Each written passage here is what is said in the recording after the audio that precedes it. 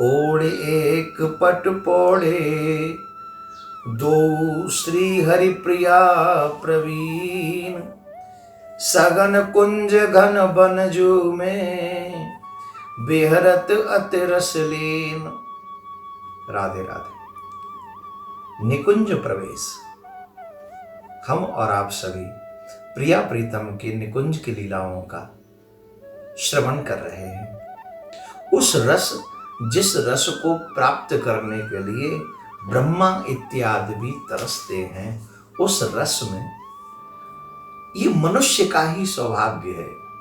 जब तक गुरु कृपा न हो, जब तक मैं न मरे, जब तक हमारी बुद्धि का विचार मंथन एक सीमा को पार न कर जाए, जहां किंतु परंतु, इफ, व्हेन, व्हाट, ये जब तक खत्म न हो जाए, तब तक उस रस की प्राप्ति नहीं हो सकती।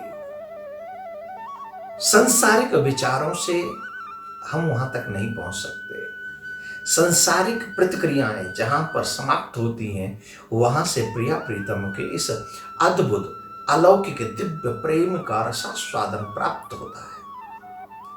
निकुंज में प्रवेश हर किसी को प्राप्त नहीं होता। ब्रह्मा, शिव, नारद, सनकादिक, शेष इत्यादि भी तरसते हैं, लेकिन उस रस में, उस निकुंज में प्रवेश रसिकों को सहज ही प्राप्त हो जाता है। जमुना माँ की कृपा हो, ब्रज रानी की दया हो, गुरुदेव की अहेतु की कृपा हो, नाम महाराज की हमारे ऊपर कृपा वर्ष जाए, तो निकुंज में सहज प्रवेश प्राप्त हो जाता है। उसी निकुंज प्रवेश में आज हमने प्रारंभ किया कि श्री प्रिया प्रीतम निकुंज में शयन कर रहे हैं और दोनों ने एक ही पट ओढ़ा हुआ है। एक ही पट ओढ़ा हुआ है। इसका मतलब है, हमारे ब्रज के संत कहते हैं, एक स्वरूप सदा दो नाम। वो दो हैं ही नहीं, वो एक ही है। एक पट का मतलब यहां पर आप वस्त्र भी लगा सकते हैं। लिखने वाले ने शायद उस भाव से लिखा हो या नहीं भी लिखा हो, परंतु अगर हम चर्चा करें तो वो कौन है? बोले एक स्वरूप। राधा और कृष्ण अलग नहीं है। राधा कृष्ण स्वरूपाम्बई, कृष्णम राधा स्वरूपिणम। राधा ही कृष्ण है और कृष्ण ही राधा है। फिर ये दो दिखते कैसे हैं? जैसे शरीर और शरीर की छांव। आप दिखने में तो दो ही है ना, शरीर और शरीर की छांव। लेकिन क्या दो हैं? शरीर नहीं तो छांव नहीं, छांव शरीर है तो छांव है। राधा है तो कृष्ण है, कृष्ण है तो राधा है। कृष्ण की आत्मा का नाम ही राधा है। जैसे शरीर आत्मा ही ना हो तो शरीर किस काम का? तो कृष्ण की आत्मा का नाम राधा है। दोनों दो नहीं, एक ही हैं। वृंदावन के राजा दोनों, श्याम राधिका रानी है। दोनों ही एक शहर का राजा दो कैसे हो सकते?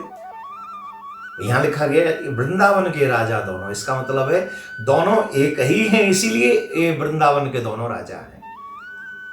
यहां क्या मिलता है? बोले यहां पर चार पदार्थ करत मजूरी, मुक्ति यहां पे भर रही पावे। कर्म, अर्थ, धर्म, काम, मोक्ष, ये यहां मजदूरी कर रहे हैं, बेलदारी कर रहे हैं। ब्रज में, वृंदावन में, निकुंज में अर्थ, धर्म, काम, मोक्ष ये क्या कर रहे हैं? ये मजदूरी कर रहे हैं। और मोक्ष क्या कर रही है?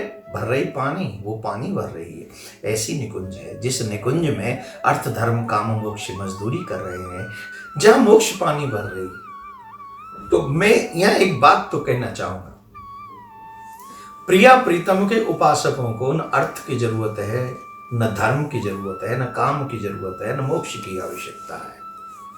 उन्हें मुक्ति की भी आवश्यकता नहीं है। जिनका निकुंज में प्रवेश हो गया है, उनकी तो मुक्ति क्या आवश्यकता? वो निकुंज में प्रवेश, प्रिया प्रीतम का नित्य दर्शन, दिव्य दर्शन, उनके लिए तो कहना ही क्या है। एक पट ओढ़े, एक पट, दोनों प्रिया प्रीतम एक पट ओढ़कर शयन कर रहे हैं और उस एक स्वरूप का, उस पट के माध्यम से हम सबको दर्शन करा रहे हैं। ये हम सब की प्रिया प्रीतम की विशेष कृपा हम सब के ऊपर है। हमें भी वो गोपी भाव, वो जमुना जी का जल, वो ब्रज की रज, वो माथे पे लगा हुआ ब्रज का संतों की प्रसादी ब्रज रज, जिनके संतों के चरण स्पर्श हो चुके हैं जिस रज से, उस रज का मस्तिष्क पे तिलक लग जाए तो हमारा भी बेड़ा पार हो जाए, निश्चित बेड़ा पार हो जाए। तो आगे की कथा अगले संदर्भ में कहेंगे। अभी के लिए राधे राधे।